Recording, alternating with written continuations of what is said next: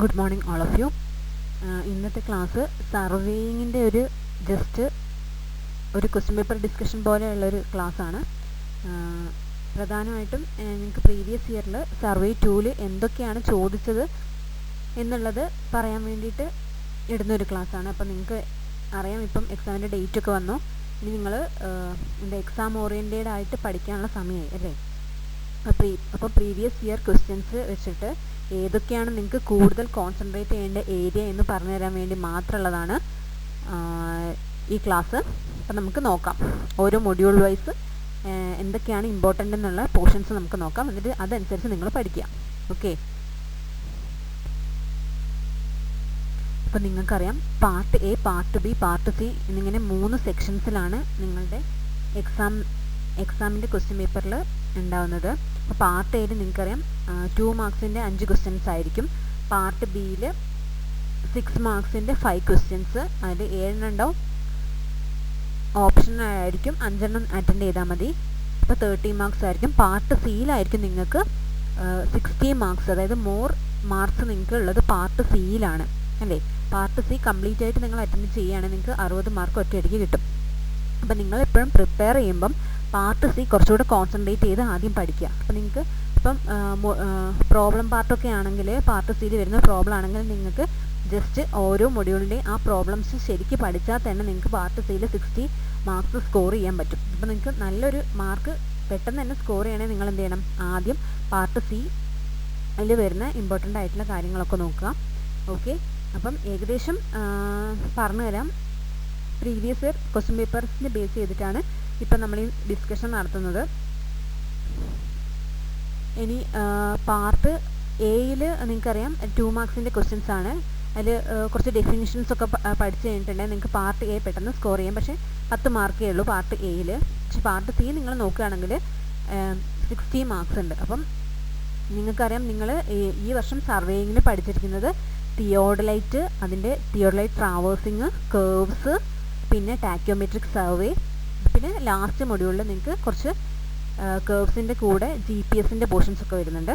അപ്പോൾ നിങ്ങൾ ഓരോ മൊഡ്യൂൾ വൈസ് ഇമ്പോർട്ടൻ്റ് ആയിട്ടുള്ളതൊക്കെ ആദ്യം പഠിക്കുക. എന്നിട്ട് നിങ്ങൾ എന്ത് ചെയ്യാം, ടോപ്പിക്ക് മൊത്തം കവർ ചെയ്യുന്ന രീതിയിൽ നോക്കിയാൽ മതി. അപ്പോൾ എപ്പോഴും നമ്മൾ ഇപ്പം നിങ്ങൾക്ക് എക്സാമിൻ്റെ ഡേറ്റ് വന്നതുകൊണ്ട് നിങ്ങൾ ആ രീതിയിൽ എക്സാം ഓറിയൻറ്റഡ് ആയിട്ട് പഠിക്കുക. ഓക്കെ,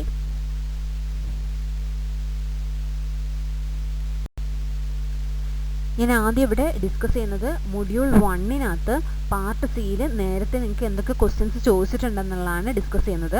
അപ്പം നമുക്ക് കൂടുതൽ മാർക്ക് നമുക്ക് സ്കോർ ചെയ്യാൻ പറ്റുന്ന പാർട്ട് സിയിൽ നിന്നായതുകൊണ്ടാണ് ഞാൻ പാർട്ട് സി ആദ്യം ഡിസ്കസ് ചെയ്യുന്നത്. ഓക്കെ, അപ്പം നമ്മൾ മൊഡ്യൂൾ 1 നോക്കാം. ഫസ്റ്റ് നിങ്ങൾക്ക് തിയോഡലൈറ്റ് ആയിരുന്നു ഫസ്റ്റ് മൊഡ്യൂളിൽ നിങ്ങൾക്ക് പഠിക്കാനുള്ളത്. അതിൽ തന്നെ ഇമ്പോർട്ടൻറ്റ് പോർഷനാണ് എന്ത്, ഫണ്ടമെൻ്റൽ ലൈൻസിൻ്റെ റിലേഷൻസ്. അത് നിങ്ങൾ സർവേ 1-ൽ ലെവലിങ്ങിൻ്റെ പഠിച്ചിട്ടുണ്ടാവും. അതുപോലെ തന്നെ എന്ത് ചെയ്യുക, ഇതിനകത്തുകൊണ്ട് അത് നിങ്ങൾ ഇമ്പോർട്ടൻ്റ് ആയിട്ട് പഠിക്കേണ്ടതാണ്. ഫണ്ടമെൻ്റൽ ലൈൻസും അതിൻ്റെ റിലേഷൻസ്, അതായത് ഇപ്പോൾ horizontal axis, perpendicular to vertical axis, അങ്ങനെ കുറച്ച് കണ്ടീഷൻസ് ഉണ്ടല്ലോ, അത് നിങ്ങൾ കറക്റ്റായിട്ട് പഠിക്കുക.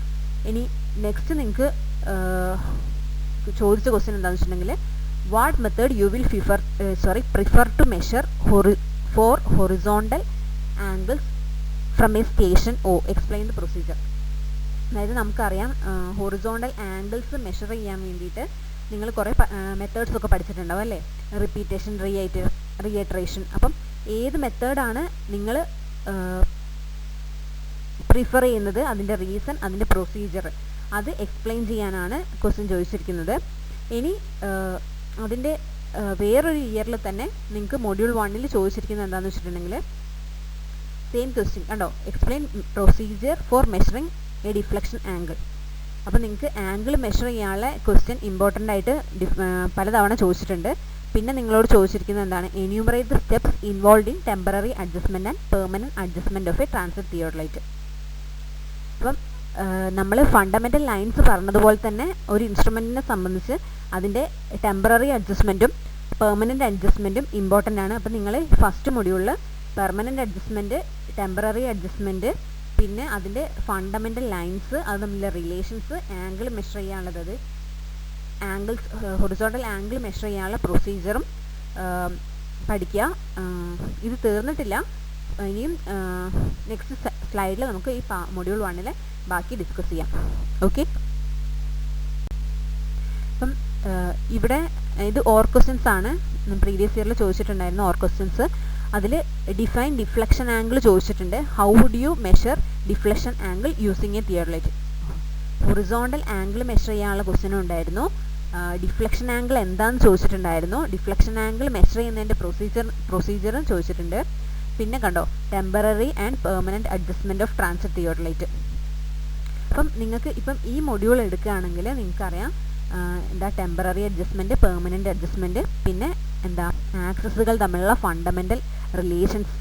ഓക്കെ, പിന്നെന്തായിരുന്നു ഡിഫ്ലക്ഷൻ ആംഗിൾ മെഷർ ചെയ്യുന്ന പ്രൊസീജിയർ. പിന്നെ ചോദിച്ചിരിക്കുന്നത് എന്താണ്, how the least count of a theodolite can be obtained. Okay, അപ്പം ഇതൊക്കെയാണ് ഇതിൽ വരുന്ന ഇമ്പോർട്ടൻ്റ് ആയിട്ടുള്ള പോർഷൻസ്. അപ്പോൾ ഇതൊക്കെ നല്ലതുപോലെ വൃത്തിയായിട്ട് പഠിക്കുക. ഡൗട്ട് എന്തെങ്കിലും ഉണ്ടെങ്കിൽ നിങ്ങൾ ചോദിച്ചാൽ മതി. ഓക്കെ, ഇനി നമുക്ക് പാർട്ട് സിയിൽ തന്നെ മൊഡ്യൂൾ 2ലും മൊഡ്യൂൾ 3ലും 4ലും എന്തൊക്കെ ചോദിച്ചിട്ടുണ്ടെന്ന് നമുക്ക് ഒന്ന് നോക്കാം. ഓക്കെ, ഇപ്പോൾ സെക്കൻഡ് മൊഡ്യൂളിൽ നിങ്ങൾക്ക് എന്തായിരുന്നു, തിയോഡലൈറ്റ് ട്രാവേഴ്സിങ്ങിനെ കുറിച്ചായിരുന്നു അല്ലേ പഠിക്കാനുണ്ടായിരുന്നത്. അപ്പം അതിനകത്ത് വരുന്നത് ചോദിച്ചിട്ടുള്ള എന്തൊക്കെയാണെന്ന് വെച്ചിട്ടുണ്ടെങ്കിൽ, നിങ്ങൾക്ക് ബിയറിംഗ്, ഒരു ട്രാവേഴ്സിൻ്റെ ഏതെങ്കിലും ഒരു സൈഡിൻ്റെ ബിയറിംഗ് കണ്ടുപിടിക്കാൻ ചോദിക്കുന്നുണ്ട്. പ്രോബ്ലമാണ് ചോദിക്കുന്നത്. പിന്നെ ചോദിച്ചിട്ടുള്ളത്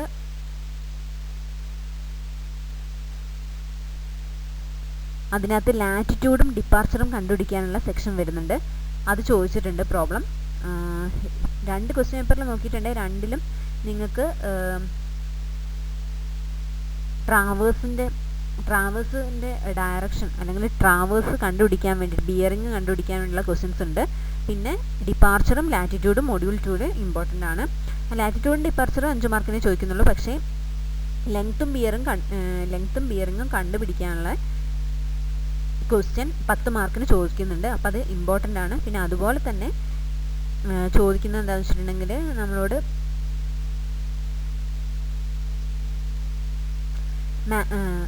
ക്ലോസിങ് എറർ കണ്ടുപിടിക്കാൻ ചോദിക്കുന്നുണ്ട്. അപ്പം ആ മൊഡ്യൂളിൽ ക്ലോസിങ് എറർ ഇമ്പോർട്ടൻ്റ് ആണ്.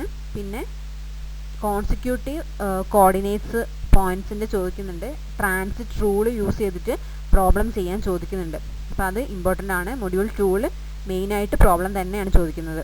2 ക്വസ്റ്റ്യൻ പേപ്പറിൽ നോക്കിയിട്ടുണ്ടെങ്കിൽ 2ലും മൊഡ്യൂൾ 2ൽ പ്രോബ്ലം തന്നെയാണ്. പക്ഷേ സിമ്പിൾ പ്രോബ്ലം ആണ്. നിങ്ങളൊന്ന് ജസ്റ്റ് വർക്കൗട്ട് ചെയ്ത് നോക്കിയാൽ തന്നെ നിങ്ങൾക്ക് മനസ്സിലാവും. ഓക്കെ, അതിൽ ഫുള്ളായിട്ട് ഞാൻ ഷെയർ ചെയ്തിട്ടില്ല മൊഡ്യൂൾ 2ൻ്റെ ക്വസ്റ്റ്യൻസ്. നിങ്ങൾക്ക് ക്വസ്റ്റ്യൻ പേപ്പർ എന്തെങ്കിലും വേണേൽ എന്നോട് ചോദിച്ചാൽ മതി. ഞാനിതിൽ മൊത്തം ഷെയർ ചെയ്യുന്നില്ല. ഇപ്പം നിങ്ങൾ മനസ്സിലാക്കുക, മൊഡ്യൂൾ 2ൽ നിങ്ങൾക്ക് ഏതൊക്കെ പാർട്ടിൽ നിന്നുള്ള ക്വസ്റ്റ്യൻ ആണ് വരുന്നത്, അപ്പം ഏതൊക്കെയാണ് മെയിനായിട്ട് നിങ്ങൾ ഫോക്കസ് ചെയ്യേണ്ടതെന്ന് മനസ്സിലാക്കി പഠിക്കുക. ഓക്കെ, അതുപോലെ തന്നെ മൊഡ്യൂൾ 2ൽ ഇമ്പോർട്ടൻ്റ് ആയിട്ടുള്ള ഒരു ടോപ്പിക്കാണ് ഗെയിൽസ് ട്രാവേഴ്സ് ടേബിൾ എന്ന് പറയുന്നത്. പിന്നെ അതിൻ്റെ എങ്ങനെയാണ് അത് പ്രിപ്പയർ ചെയ്യുന്നതെന്നുള്ള പ്രൊസീജിയറും ചോദിച്ചിട്ടുണ്ട്.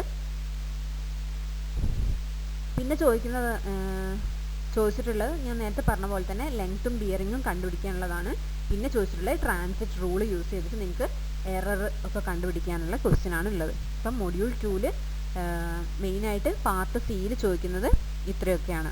ഓക്കെ, ഇനി നമുക്ക് മൊഡ്യൂൾ 3യും മൊഡ്യൂൾ 4ൻ്റെയും കൂടെ പാർട്ട് സി സെക്ഷൻ നോക്കിയിട്ട് നമുക്ക് പാർട്ട് ബിയും പാർട്ട് എയും നോക്കാം. അപ്പം ഞാൻ ഈ ക്ലാസ്സിൽ പാർട്ട് സി സെക്ഷൻ മാത്രമേ കംപ്ലീറ്റ് ചെയ്യുന്നുള്ളൂ. പാർട്ട് സിയും പാർട്ട് എയും കൂടെ കംപ്ലീറ്റ് ചെയ്യാം. പാർട്ട് ബി സെക്ഷൻ നമുക്ക് അടുത്ത ക്ലാസ്സിൽ നമുക്ക് നോക്കാം. ഓക്കെ,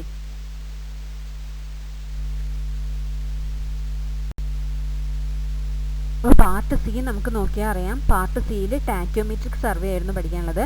അതിൽ നിന്ന് വന്നിരിക്കുന്നത് പ്രീവിയസ് ഇയറിൽ ചോദിച്ചിരിക്കുന്ന ക്വസ്റ്റ്യൻസ് എന്താണെന്ന് വെച്ചിട്ടുണ്ടെങ്കിൽ, ടാക്യോമീറ്റർ യൂസ് ചെയ്തിട്ടുള്ള പ്രോബ്ലമാണ് ഹൊറിസോണ്ടൽ ഡിസ്റ്റൻസ് കണ്ടുപിടിക്കാനുള്ള. അതിൻ്റെ ഡീറ്റെയിൽസ് ഒക്കെ തന്നിട്ടുണ്ട്. പിന്നെ നിങ്ങൾക്ക് പാർട്ട് സിയിൽ മൊഡ്യൂൾ 3ൽ ചോദിച്ചിട്ടുള്ളത് അതിൻ്റെ 10 മാർക്കിന് നമുക്ക് ഹൊറിസോണ്ടൽ ഡിസ്റ്റൻസ് കണ്ടുപിടിക്കാനുള്ള ക്വസ്റ്റ്യൻ തന്നെയാണ് ചോദിച്ചിരിക്കുന്നത്. പിന്നെ 5 മാർക്കിന് ചോദിച്ചിട്ടുള്ളത് റെഡ്യൂസ് ലെവൽ കണ്ടുപിടിക്കാനുള്ള ക്വസ്റ്റ്യൻ ആണ്. അതൊരു ചെറിയ പ്രോബ്ലം ആണ് നിങ്ങൾക്ക് ചോദിച്ചിരിക്കുന്നത്. അപ്പം മൊഡ്യൂൾ 3-ൽ 10 മാർക്കിനും 5 മാർക്കിനും പ്രോബ്ലം ആയിട്ട് തന്നെയാണ് ചോദിച്ചിരിക്കുന്നത്. പിന്നെ അതിൽ 15 ഓർ ക്വസ്റ്റ്യൻ എന്ന് പറഞ്ഞിട്ടുണ്ടെങ്കിൽ 15 മാർക്കിനും പ്രോബ്ലം ആയിട്ട് ചോദിച്ചിട്ടുണ്ട്. അതെങ്ങനെയാണെന്ന് വെച്ചിട്ടുണ്ടെങ്കിൽ നമുക്ക് സ്റ്റേഡിയ റീഡിങ്ങും വെർട്ടിക്കൽ ആംഗിളും തന്നിട്ട് നമ്മളോട് ഗ്രേഡിയൻറ്റ് ഇപ്പം ഒരു പോയിൻറ്റിൻ്റെ എ ബി എന്ന് പറഞ്ഞ 2 പോയിൻറ്റിൻ്റെ ബിയറിങ്ങും സ്റ്റേഡിയ റീഡിങ്ങും വെർട്ടിക്കൽ ആംഗിളും നമുക്ക് തരും. എന്നിട്ട് നമ്മളോട് ആ ലൈനിൻ്റെ ഗ്രേഡിയൻറ്റ് കണ്ടുപിടിക്കാനായിരുന്നു ക്വസ്റ്റ്യൻ. അത് 15 മാർക്കിന് ചോദിക്കുന്നതാണ്.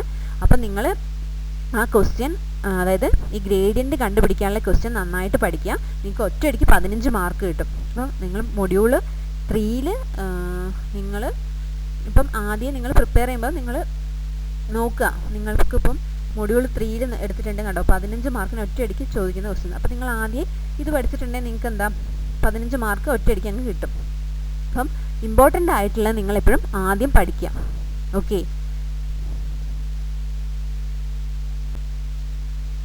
പിന്നെ നിങ്ങളോട് 3rd മൊഡ്യൂളിൽ ചോദിച്ചിട്ടുള്ളൊരു ക്വസ്റ്റ്യൻ എന്താണെന്ന് വെച്ചിട്ടുണ്ടെങ്കിൽ അനലിറ്റിക് ലെൻസിനെ കുറിച്ചിട്ടാണ് ചോദിച്ചിരിക്കുന്നത്. അത് നമ്മൾ എപ്പോഴാണ് പ്രൊവൈഡ് ചെയ്യുന്നത്, എന്തിനാണ് പ്രൊവൈഡ് ചെയ്യുന്നത്, പിന്നെ അതിൻ്റെ അഡ്വാൻറ്റേജസും ഡിസഡ്വാൻറ്റേജസും ചോദിച്ചിട്ടുണ്ട്. അപ്പോൾ നിങ്ങൾ ആദ്യം ആ പ്രോബ്ലം പഠിച്ചതിന് ശേഷം നിങ്ങൾ ഈ അനലിറ്റിക് ലെൻസിനെ കുറിച്ചും പഠിക്കുക. അപ്പം ഇത്രയാണ് 3rd മൊഡ്യൂളിൽ സി പാർട്ടിൽ ഇമ്പോർട്ടൻ്റ് ആയിട്ടുള്ളത്. ഓക്കെ, ഇപ്പോൾ 4th മൊഡ്യൂളിൽ നിങ്ങൾക്കറിയാം ഇതിനകത്ത് കേർവ്സ് എന്ന് പറഞ്ഞ ടോപ്പിക്കായിരുന്നു. അപ്പം കേർവ്സിൽ പ്രോബ്ലം ചോദിച്ചിട്ടുണ്ട്, 10 മാർക്കിന് പ്രോബ്ലം ചോദിച്ചിട്ടുണ്ട്. അതായത് അതിൽ tangent distance, chainage of point of commencement, chainage of point of tangency, length of long chord, ഇതൊക്കെ കണ്ടുപിടിക്കാനായിരുന്നു ക്വസ്റ്റ്യൻ ഉണ്ടായിരുന്നത്. പിന്നെ റിമോട്ട് സെൻസിങ് ചോദിച്ചിട്ടുണ്ട്, അതിൻ്റെ സിവിൽ എഞ്ചിനീയറിംഗിലെ ആപ്ലിക്കേഷൻസ്. അപ്പോൾ നിങ്ങൾ ആദ്യം കേർവ്സ് പഠിക്കുക. പിന്നെ കേർവ്സിൽ പഠിക്കാനുള്ളത് അതിൻ്റെ എന്താണ് സെറ്റ് ഔട്ട്, കേർവിൻ്റെ സെറ്റ് ഔട്ട് ചെയ്യുന്നതിൻ്റെ കുറച്ച് മെത്തേഡ്സ് ഒക്കെ ഉണ്ടല്ലോ, അതിൻ്റെ പ്രൊസീജിയറും ചോദിച്ചിട്ടുണ്ട്. ഓക്കെ, അപ്പം അതൊക്കെ ആദ്യം നോക്കുക. പിന്നെ പ്രോബ്ലം 2 വർഷവും പ്രോബ്ലം ചോദിച്ചിട്ടുണ്ട്. ഇതിനകത്ത് എന്തൊക്കെയാണ് നിങ്ങൾക്ക് എടുത്തെടുത്ത് പറഞ്ഞിട്ടില്ല, പക്ഷേ നേരത്തെ കണ്ടുപിടിച്ച, അതായത് നേരത്തെ ഡിസ്കസ് ചെയ്ത പ്രോബ്ലം പോലെ തന്നെയാണ് എല്ലാ കാര്യങ്ങളും കണ്ടുപിടിക്കണം. പിന്നെ നിങ്ങളോട് ചോദിച്ചിട്ടുള്ളത് ഡിസ്റ്റോമാറ്റ് ചോദിച്ചിട്ടുണ്ട്, അതിൻ്റെ name any 4 models of distomat ചോദിച്ചിട്ടുണ്ട്. പിന്നെ advantages of GPS over conventional terrestrial surveying ചോദിച്ചിട്ടുണ്ട്. പിന്നെ ചോദിച്ചിട്ടുള്ളത് applications of GIS in civil engineering ആണ്. അപ്പം നമ്മളിപ്പം പാർട്ട് സിയിൽ വരുന്ന ഓരോ മൊഡ്യൂളിലും നിങ്ങൾക്ക് പ്രീവിയസ് ഇയറിൽ എന്തൊക്കെയാണ് ചോദിച്ചതെന്നാണ് ഡിസ്കസ് ചെയ്യുന്നത്. അപ്പം ഇനി നമുക്ക് പാർട്ട് എയിൽ പെട്ടെന്ന് നോക്കാം, എന്നിട്ട് നെക്സ്റ്റ് ക്ലാസ്സിൽ പാർട്ട് ബിയിൽ നോക്കാം. അപ്പോൾ നമ്മളിപ്പം പാർട്ട് സിയിലാണല്ലോ നിങ്ങൾക്ക് കൂടുതൽ സ്കോർ ചെയ്യാൻ പറ്റുന്നത്. അപ്പോൾ ആദ്യം നിങ്ങൾ പാർട്ട് സി പ്രിപ്പയർ ചെയ്തോട്ടെ എന്ന് വിചാരിച്ചിട്ടാണ് ഞാൻ ആദ്യം അത് ഡിസ്കസ് ചെയ്യുന്നത്. ഓക്കെ, അടുത്ത ക്ലാസ്സിൽ നമുക്ക് പാർട്ട് ബിയിലെ കാര്യം നോക്കാം. പാർട്ട് ബിയിൽ എന്ന് പറയുമ്പോൾ നിങ്ങൾക്ക് 30 മാർക്കാണ്, പാർട്ട് സിയിലാണ് നിങ്ങൾക്ക് കൂടുതൽ മാർക്ക് സ്കോർ ചെയ്യാൻ പറ്റുക. ഓക്കെ, നമുക്കിനി പാർട്ട് എയിലേക്ക് നോക്കാം. ഇതിനകത്ത് ചോദിച്ചിരിക്കുന്നത് ഫണ്ടമെൻ്റൽ ലൈൻസ് തിയോഡലൈറ്റിൻ്റെ, അത് പാർട്ട് ബിയിലും പാർട്ട് സിയിലും ചോദിച്ചിട്ടുണ്ട്, പാർട്ട് എയിലും ചോദിച്ചിട്ടുണ്ട്. അപ്പം നിങ്ങൾ ഫസ്റ്റ് മൊഡ്യൂൾ എടുക്കുകയാണെങ്കിൽ തിയോഡലൈറ്റിൻ്റെ ഫണ്ടമെൻ്റൽസ് ലൈൻസ് എന്തായാലും പഠിച്ചു വെച്ചിരിക്കുക. ഇത് ആകെ നെയിം ചെയ്യാനേ പറഞ്ഞിട്ടുള്ളൂ. അപ്പം 4 ഫണ്ടമെൻ്റൽ ലൈൻസ് നിങ്ങൾക്ക് അറിഞ്ഞിട്ടുണ്ടെങ്കിൽ അപ്പം നിങ്ങൾക്ക് 2 മാർക്ക് കിട്ടുകയാണ്.